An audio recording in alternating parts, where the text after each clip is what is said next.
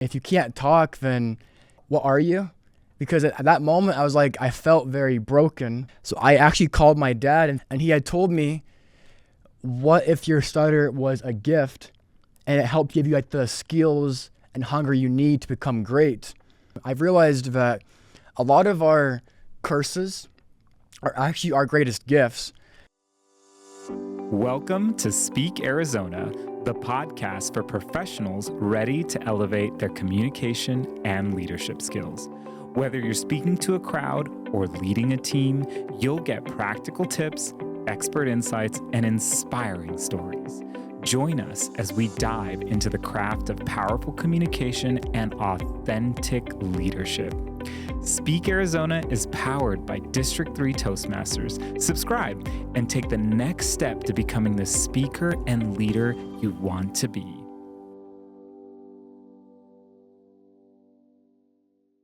Welcome to Speak Arizona, a podcast dedicated to empowering you to find your voice.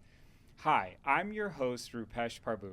I help technical experts upgrade from being the smartest person in the room to being the most influential, one conversation at a time.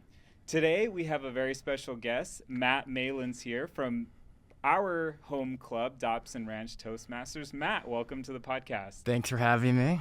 And do you have a quick introduction about yourself? I work for my dad, so I do all things sales, marketing, bit of like the operations, with a little bit like all hands on deck currently. We're learning right now the art of business. When I'm not doing work right now, I'm a big runner. I do a lot of the gym. I ran 18 miles last week in like one sitting. Excellent. Matt, the reason I brought you on the podcast is last week you gave a super powerful speech about the things you had to overcome to become the public speaker that you are today. And I had the opportunity to see you progress over the past 6-9 months or so, where you did your first speech. In fact, you didn't even show up for your first speech because of fear, to now where you're routinely speaking on the stage and the comfort level and confidence has just skyrocketed.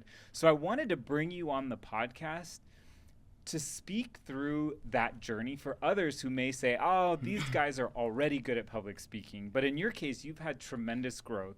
So I want to start the podcast. Matt, can you tell our listeners who weren't there that story of your first memory of public speaking in second grade? Well, first, you're right. So I didn't show up for my very first speech. I called in, I think, sick or something. I came to the club 3 years ago, very off and on. And then I would go for like 2 weeks, not show up, back and forth. I think I've been going now for about 4 months straight, give or take. But no, so my story was from second grade in Miss Sylvia's class. I got on stage, I couldn't speak really at all. But for context, I had a really bad stutter as a kid. And so from age 6 to age 18, I went through like 10 years of like speech therapy. And that was every day at school for like an hour. So it was pretty like rigorous too. But for that day though, we would make our class presentations and I couldn't speak. And so so all the kids started to laugh at me. And it was mid-speech, I started to cry. I sat back down and I was a second grader. So I was still pretty young. And from that moment, I thought I can't speak to people or on stage. And so probably the next 15 years, that was my life, of not speaking to people really at all from that point. So many of us have these moments where we try something new and we get shot down in some way or other, whether it's other second graders in a classroom or our family makes fun of us or social media, something comes up and you get certain kind of reaction. And these beliefs about ourselves are born. And in your case, you talked about that moment where you thought you couldn't be a public speaker, and right. Fast forward 15 years or whatever. Look at you now. I think we all have these beliefs of what we can and what we can't do. And so it's kind of scary because if you have like 20 years of data, your brain's trying to prove to you what you can, what you can't do. So in my case, it was I can't speak on stage. And so every small flunk or failure, that was my proof to me that I can't speak. And what's hard is after 20 years, it's hard to change all those beliefs overnight from where you're at now. So Yeah, and I really liked what you said, and I'm going to quote you here. If you think something, your brain will find ways to prove you right. To me, that was such a powerful quote. Can you talk a little bit more about when you were writing or coming up with this speech, how you came up with that line and what that kind of means to you? I think life is all perspective, right? Because maybe for you, we both go through the exact same thing, but for you, it was positive, but for me, it was like negative. And so we have these like lenses of how we see the world. And so if you think something's always gonna be like negative, you'll find that evidence each time you try and do it. Whereas for someone else, if they're trying to learn through speaking, they'll find those like chances to learn from what they did wrong. But in my case, it was always like I screw this up every time. And so my brain would try and prove that to me. And the problem is, once you believe something, you can do all the chants you want to, but if you don't actually believe you can change, you won't take the steps you need to go from that point. I teach yoga, which I often bring up on this podcast, which is also another exercise in communication, which I love. But one of the things my instructor who taught me how to teach yoga, his name is Jeff, he used to share this story of a person, you, entering a mall, and you're going down an escalator and you're seeing this food court with a fountain, and there's two people, you and maybe someone else, going down the escalator, and you're in a great mood. Things have been going well for you, and you see a couple smiling into each other's eyes, and you see kids playing around the fountain, and you see a family celebrating together, being together. Right. And then someone right next to you who's maybe not in the best mood, they're on the same escalator, they're looking at this same group of people, and they see one of the stores is closed, it says going out of business, and they see a teenage couple fighting and arguing, and they see a person on their own, very depressed, just sitting there eating or something. And the message of the story is what you see and how you interact with yourself. There's a lens, like you said. It's not what you see is what you get. You have these lenses and these filters that you unconsciously, very unconsciously experience the world through. And in your case, you talked about the I can't do public speaking lens, and every time you did something wrong, that was highlighted in your head. And so I really like that connection and that thought of, we have a listener, our listeners are people maybe interested in learning to become public speakers, and they may have the number one fear of public speaking. So I really like this story of, if you think something, your brain will find ways to prove it. So you've got to adjust that perspective. Right. I think, too, it's all like your words. And to your point, you don't know what you don't know. And so we have all of these beliefs that you don't know that you have them. And I think for me, it's like, what are like your goals currently? And we all have those like fears about what that goal like takes to be able to like reach it. And so for me, I had all these goals, but I would try and hide. Like my whole like high school years, I just hid. From 16 to 18, I was basically mute. I didn't talk to people at all for those 2 years because I was scared to stutter like in front of them. And so I was trying to stay safe. And then I joined homeschool to avoid all people. So I went from that to talking to you right now. So wow. It's a big journey for me. Super inspiring too. That's amazing. Like, I didn't know that about you. And the fact that now you can speak at our home Toastmasters club, which is arguably the biggest. It's massive. It's got like 60 people, right? And it's got many professional speakers in there. And for you to be up there with confidence and the transformation, that's amazing. I'm so impressed. The other thing that I think is related to this is you talked about words controlling us in your speech. And I really like that concept. What are some of the maybe either differences you see now in the words that you tell yourself when you get on stage versus then? Or just talk to me about how those words can control you or free you. And so I call them the spells, like black magic, white magic. And so if you have the black magic, it's like words that control you. So it's words that bring you down. You can't do something. It's like impossible. I think I went from thinking this can't be done ever to now I think I'm learning. So if I flop on stage, it wasn't a failure. It was I learned, okay, next time, don't do this, talk slower, try this story next time. Like I think black or white thinking is kind of dangerous when it comes to learning a new skill because you can't ever be perfect. You have to do baby steps very slowly to grow in that area of that skill. Yeah. Have you seen this mindset shift, this self-esteem and confidence that I've seen you build in public speaking over the last, 4 or 5 months, Right. translate to any other areas of your life where maybe you had some beliefs of, I can't do this, and you're like, wait a second, I did this public speaking thing. Maybe I can try this other thing. I think this being here, because you learn through Toastmasters that you can fight your fear, that you aren't your fear. You can still get up there even if you're feeling kind of nervous. And so from doing a podcast to going to some event or like a phone call, because life is fear, but you can't let fear like control you in that way. I think for me, though, the big thing is the people around you. Because if you have great people who are always like positive and they're going after their dreams, you feel like the same way over time as being like, around them constantly. Yeah, that reminds me of a story when I first started working, and this was back in the day, okay? And I had an office, which is also aging me. I had my own office, and I had a desk phone, also aging me. And I remember being very awkward having business conversations on the phone, and that being uncomfortable. You brought back a good memory. But you also mentioned something else you mentioned that I wanted to get into. You mentioned positive people around you. Can you talk about the positive people around you? Obviously, you've put in a lot of self-work and effort and to make this change. But are there other people who helped you get to where you are now?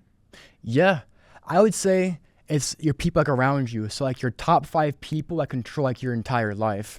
And so for me, I came to Toastmasters very often on. I would come like 3 years ago for like 2 weeks, not show up. And this lasted for years and years. But like half a year ago, I met a man named Don Radcliffe, and he got my email and he like spammed me with all of these questions about how I was doing, to come back to Toastmasters.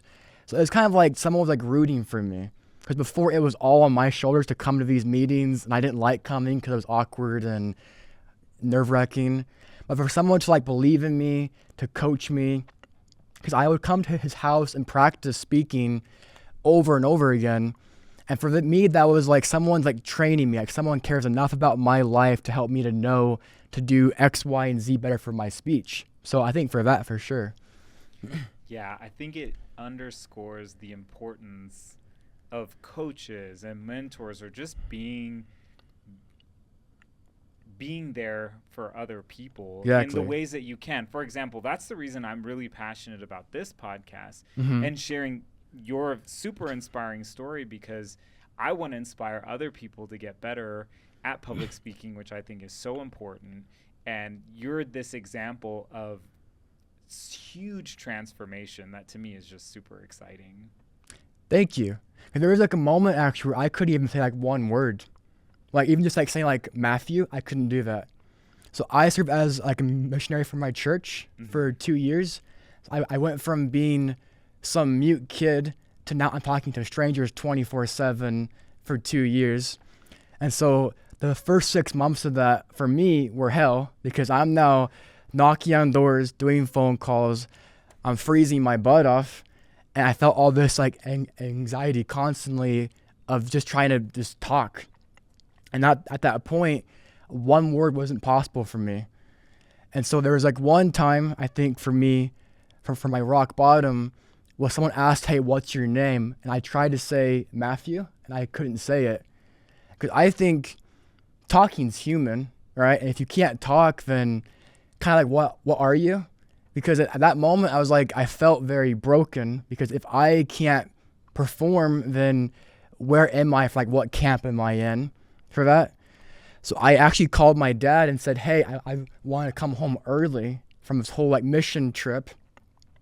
And he had told me, what if your stutter was a gift and it helped give you like the skills and hunger you need to become great? Because I realized that most kids, they can just talk, right?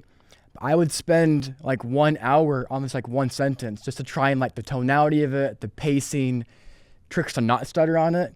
So I learned how to work hard because of that. So I've realized that a lot of our curses are actually our greatest gifts, but we hide that from ourselves. Because for me, I hid my entire life because you don't want people to see you at your worst. You want people to love you.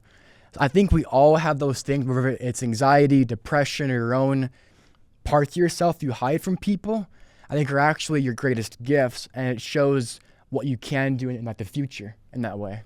I love how you reframed that challenge, or just this thing about you. You have a stutter, and you can either look at it through the lens of this is going to hold me back and I want to give up, or this is teaching me a skill, and that skill is, how do I focus? How do I work hard? How do I spend time doing something and getting better? And that's a skill that, and I'll bring it back to myself.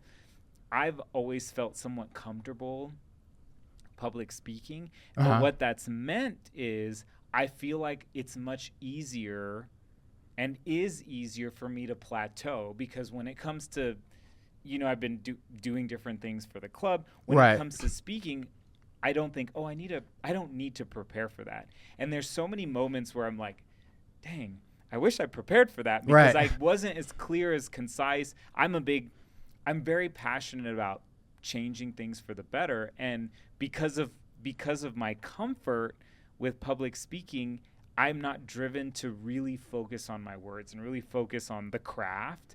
So anyway, I really appreciate. I had that hunger because I had no choice. Yeah. Because to your point, most people don't think about random phone calls because it's just natural. So I had that hunger where maybe someone else didn't have that same drive.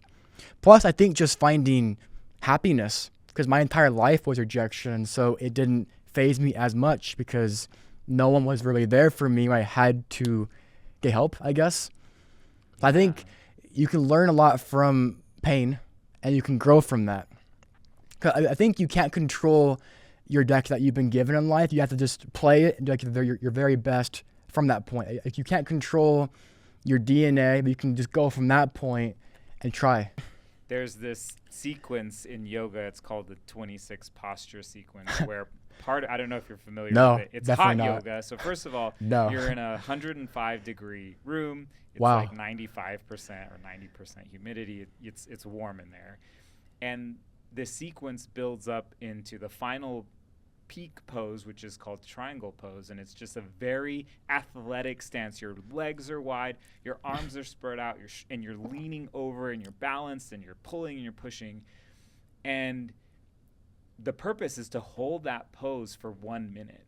Wow. And it's exhausting in that environment after you've done all of these warm-up exercises. And the teachers and the instructors always say, if you can handle it here, you can handle it elsewhere. And I think that reframe that you are in this phase in your life that you're constantly doing, that I'm even hearing in your voice, like, I reframe that struggle to say, like, I can do that, or I'm equipped with these skills, or I can tolerate a little bit more rejection than the other guy because they've never had to deal with a stutter or this challenge or that challenge. So I think that's so powerful, that reframing exercise. Like, you've gone through some stuff, you reframe it and make it a gift, like I think your dad said, like, what gift is this providing?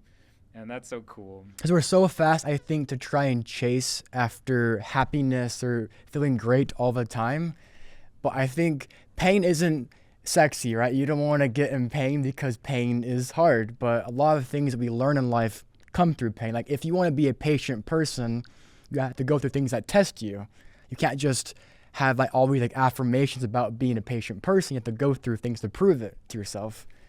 Right. Kind of like running a marathon. Exactly. Which, by the way, that was brand new. I started that like 4 months ago. So we're going from 0 running to now a marathon in February. So don't know why I'm doing it, but I guess peer pressure, friends, right? That's why we're doing it, actually. Good luck. And I'm sure you'll learn. I used to run long distances, also marathons, when I was your age, and things were easier. So we're both crazy. So there we go. And I think the ability, what I loved about it, and what I remember about running, which to me applies to public speaking or improving, is especially when I was at 18, 19, 20 miles, was it wasn't about, oh, I'm going to run 20 miles. I remember I used to go to school in Los Angeles, and I used to run on the beach, and there was basically these like trash cans every like 50 yards. And I remember one of my training runs, it was 22 miles, which is I think the longest training run that you do, which I think you will do.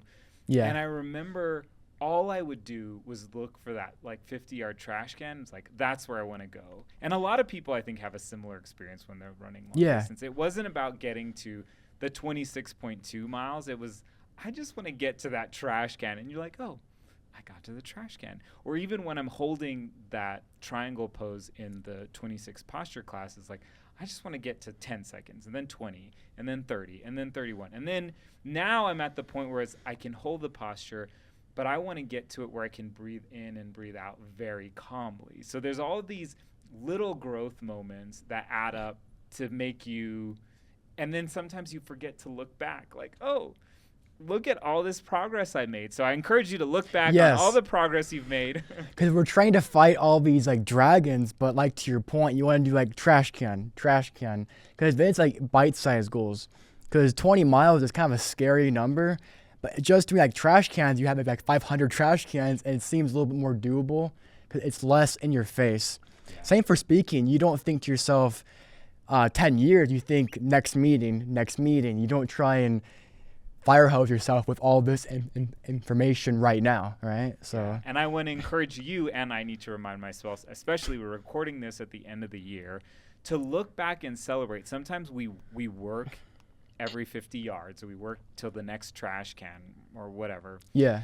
But when we get to the 18 or 22 or 26 miles or the speech, whatever, look back and look past that, the one trash can, look past the 500 that you passed. And I think that is also really important.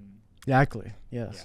Yeah. I want to ask one more question about Dawn, who was a kind of a mentor and a coach to you and really helped you break out of your initial shell. What was going through your head when he was emailing you and you said, yes, I'll go to your house? What was that to practice my public speaking, or I will, be that willing, coachable person? Paul Bruno-Feuilleter always talks about coaches, but also being coachable. Exactly. So just tell me more about that interaction in the moment you said, I'm going to be coachable in this. I want to get better. Well, my first thought was he cares, because after 7 emails, like, oh gosh, dude, like chill. But it was after a while, like, okay, he must care and see something in me, because he watched me speak one time. So he knew I had potential there or something. I think for being coachable, I don't know where that comes from. I guess I just saw like how amazing he was, because he had gone through all these contests and he had won them. I thought, okay, if I could one day be like Don, one day, it'd be like fantastic. And so I would do whatever he told me to do, which was tough because sometimes we practice like the same speech like a dozen times, which isn't fun.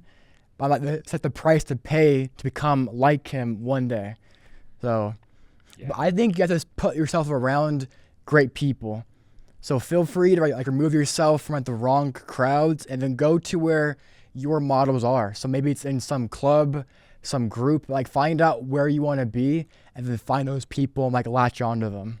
And then then try and be coachable from that point then. Nice. That you talking about giving speeches over and over.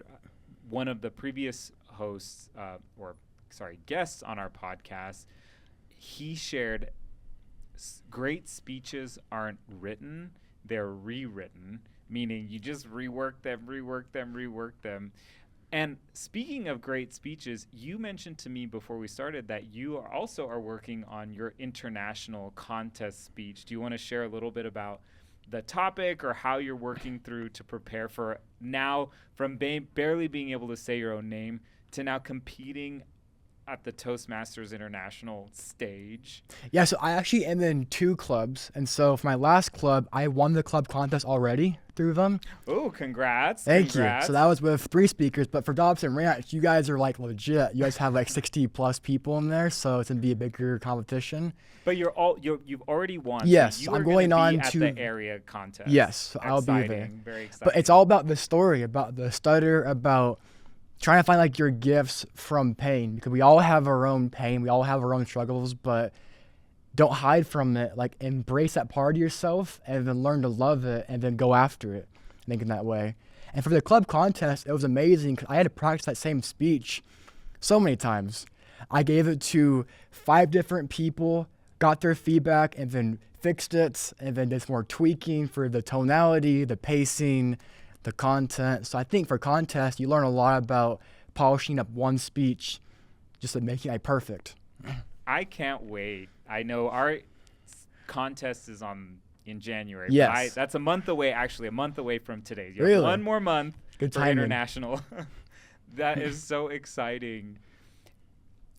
I want to get into another aspect of your other speech that you talked about, and it's advice to people who are going through this experience or through this transformation like you. And you shared something about writing down your limiting beliefs and a toolkit or almost a practice of how you take those limiting beliefs and take it to the place where it's productive for you. So can you talk a little bit about that exercise of writing down those beliefs? So my best tip actually is to know your numbers. And so for all like your belief systems, write them down, like score them. So for me, I have this like spreadsheet. I write down all of my skills, all my beliefs, and I write down like where am I at currently. So for like speaking, I have like a 1 out of like 10 ratio. So you're like learning each time through that. So my main thing is you write down all like your beliefs and then you try and like change them. So for example, if you think I can't make friends, instead think I'm open to connection. And then your brain will try and find ways to like prove you right. Like each time you try and talk to somebody or you make some joke, it's proving this time and that time that he was open to that connection. And then add like your number, because that way you see progress through like numbers, because numbers don't lie to you, right? Whereas like your feelings can like tell you're like a loser, but numbers are like, this happened, I have this data point, I have this evidence, and you build from that number slowly over time. So for example, when I go to this club, I write down my number is like growing by like 0.1% today. Small gains, but it still like adds up to that number for my skill spreadsheet. I am a huge Excel nerd. Me too. I have all these spreadsheets for everything. That's awesome. I think I am definitely not at the level of you are for tracking, but I think it's really what and not everyone may be Excel nerds. Right. But I really like the idea of writing down your belief or where you think you're at today and where you want to be, and then training your mind, putting on that lens that we've been talking about this whole time of looking for these confirmation things that are really out there that sometimes you turn yourself off to just because of your mindset. Right. Yeah. I really liked that aspect of rewiring your beliefs and your habits. Because this quote came from Paul, actually. He was saying, if let's say you're at like a 7 out of like 10 for some skill, thinking, how did I get from like a 7 to an 8 for this area? So now you're like in problem solving mode and not in like some pity party mode, but now you're thinking, going from this number to this number, what will it take on my part to get to that portion or that skill? Yes, I like that. Yeah, problem solving mode versus pity party. Exactly. Problem solving versus pity party. I love it. New like Plus hit jingle, new like song, you know, on every t-shirt. Yes, there. I'm gonna brand that. Make it. That's really good. I'm integrating this now because we're at the end of December while we record. Great time for reflecting on the year, goal setting, and I'm gonna do this exercise. Like I've already started thinking about the things that I want to improve, and that's so cool. Matt, I want to take us back to 2nd grade Matt in Miss Sylvia's class, about to go on or maybe just finished sitting down after kind of being ridiculed from the class, as 2nd graders do. If you could go back and talk to yourself, what would you tell 2nd grade Matt?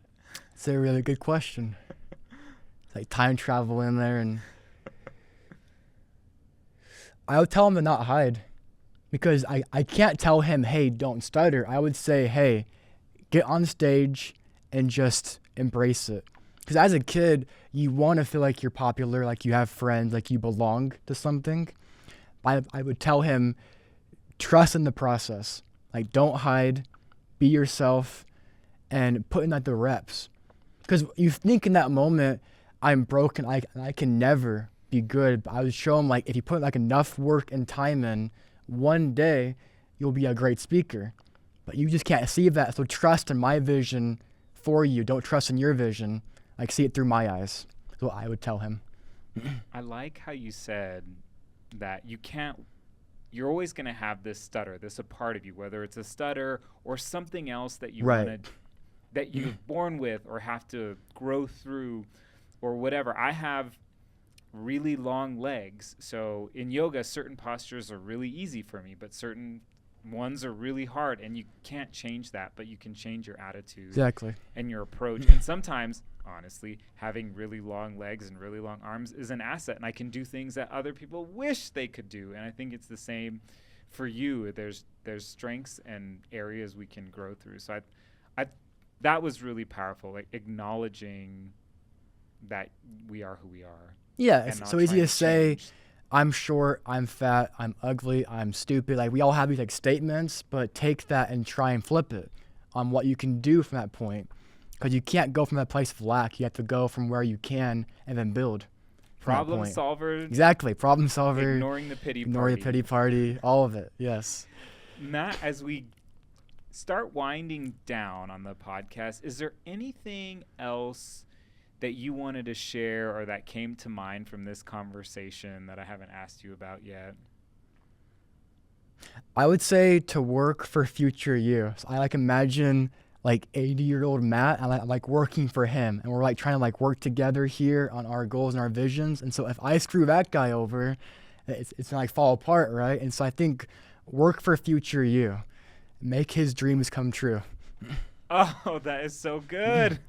And I really connect to that too when it comes to dieting and exercise. I always think, oh, I really want, one of the reasons I chose yoga is I really wanted the long-term benefits and the mobility and the strength Right. and flexibility. So I wanted to be able to get out of my chair when I'm 100 years old Mm-hmm. with no help. And that's powerful. Work for future you. Because if you miss one day of yoga, it won't change you, but maybe like 80-year-old you, he'll feel that because you messed him up, you know? So I think working for him is like a skill. Yeah. And I think what we said earlier is also being in the present, right? That trash can analogy of we're working towards the 80-year-old us, but we're going to break it down into just the next 50 Bite size. yards. Yes. And then we're looking forward, and we're also celebrating when we Because then you'll look go back. crazy because you'll be thinking about all this stuff constantly. You have to just be like present and just go from that point.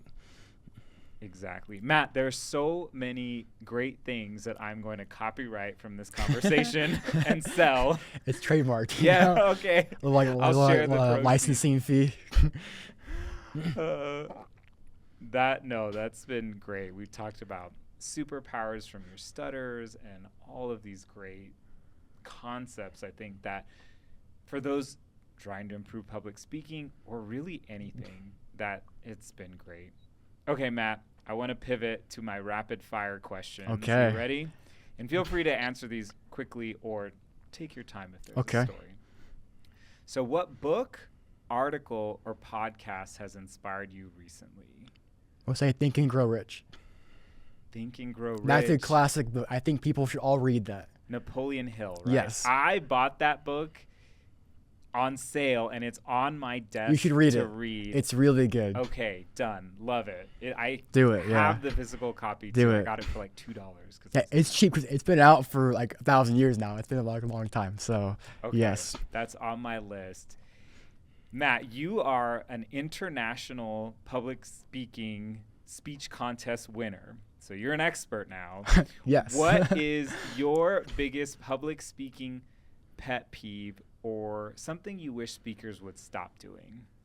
Not being authentic. So like fake crying or trying to force something too much. I think just be like yourself and then people will feel it from that point. Oh, so good. I think the last conversation we had, we were talking about on the podcast Uh-huh. was AI and Yes. authenticity. And there's going to be this vacuum of authenticity. We're already seeing AI slop all over the internet and all over everything we interact with, emails and whatever. And I think that message of authenticity is something I'm going to start incorporating into this podcast as well, because I think people are already craving it and they're going to crave it more. So I think that's great advice. Yeah. And for like speech writing too, like you can't have AI write your whole speech for you. That's just kind of lazy, and people will be able to tell it's not your voice speaking to them. Authenticity. Exactly. Coming more to this podcast. Coming soon. Yes, here and coming soon, and more of it. To all theaters near you.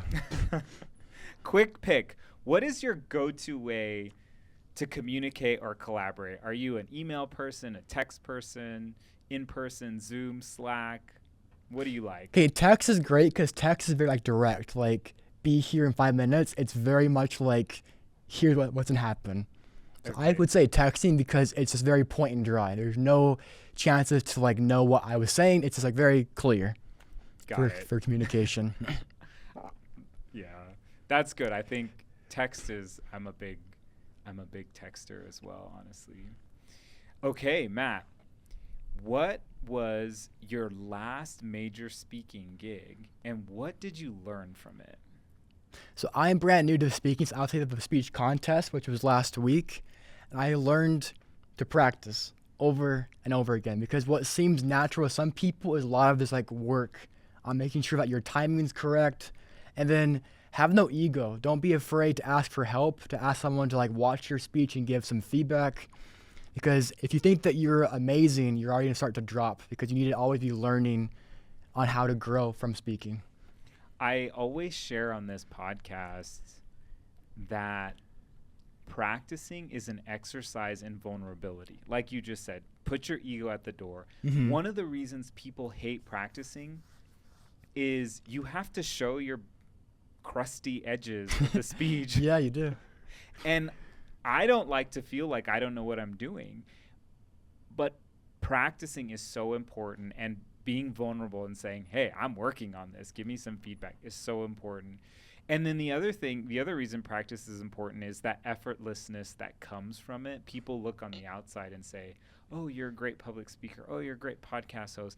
And they never see all the work that goes in to get to that point. I remember I was Toastmaster for a meeting, and I did all of these things. And I remember sitting in my room at night thinking through every click that I was going to do on the screen, because I wasn't going to be able to see it. Right. When I was going to turn on the music. I had this whole elaborate technology extravaganza in one of the meetings, and it went off so smoothly, but it's because I tried the projector a million times. I knew exactly the click and the feel of the click. And then even at night, I was thinking through, not in a kind of super neurotic or anxious way. I was constantly it's a thing they teach you in yoga, to just visualize it. I was visualizing the sequence just in bed, in my body, to feel it. Right. And when we got there, it was like, it went off with a hitch, but there's so many places, you know how it is with PowerPoint and technology, Exactly. that it could have failed. So I really appreciate those two messages. Whereas I can't see all of that. I just think, wow, he's like a natural, he's just like amazing, but you put all of this work into it to then have that outcome. So. Yes. Yeah, and I think that's important to know that behind the scenes, it was a lot. Yeah, for speaking, for any skill out there. Okay. What's one piece of advice you'd give to a new public speaker? Don't be afraid to look stupid. I have bombed a lot of speeches. You have to just get up there and just try over and over again. Because if you think you have to like protect some sort of like reputation or look a certain way or be cool, you'll miss out on all these chances to practice and do rep after rep for learning. Yeah. And I think being able to be vulnerable and Yes. make mistakes on stage is authentic. And I remember the first time you gave a speech after you missed the first one, you came back, and I was instantly like drawn to you for that authenticity of like, I am facing my fear, but I'm here. And to me, that was so inspiring. And I remember emailing you afterwards, like, this was amazing. Like, let me know how I can help, because that people are afraid to show their crispy bits. And that is the most exciting part. And that's where people connect. And that's how I felt connected with you. And when I saw your next speech, that's why I was like, I need to bring this guy on the podcast. So you have a wisdom in you that I think people much older maybe don't necessarily have. You've experienced a lot. Thank you. I think a lot of people have like the same job for 30 plus years, same hobby. I think don't be like afraid to change things up, take more risks, take chances, just get out there. So good. Okay, Matt, if people want to reach out to you and connect because you've inspired them, how can they get you on your socials? How can they reach out to you? So I'm on LinkedIn. It's Matt Malan, Malan 6. Matt Malan 6. Yes. Got it. Well, thank you, Matt. This was a powerful, inspiring, quote-worthy conversation. I can't wait to put the clips up online. Thank you for having me. And thank you all for tuning in. If you want to hear more, hit that subscribe button. And until next time, we encourage you to speak Arizona.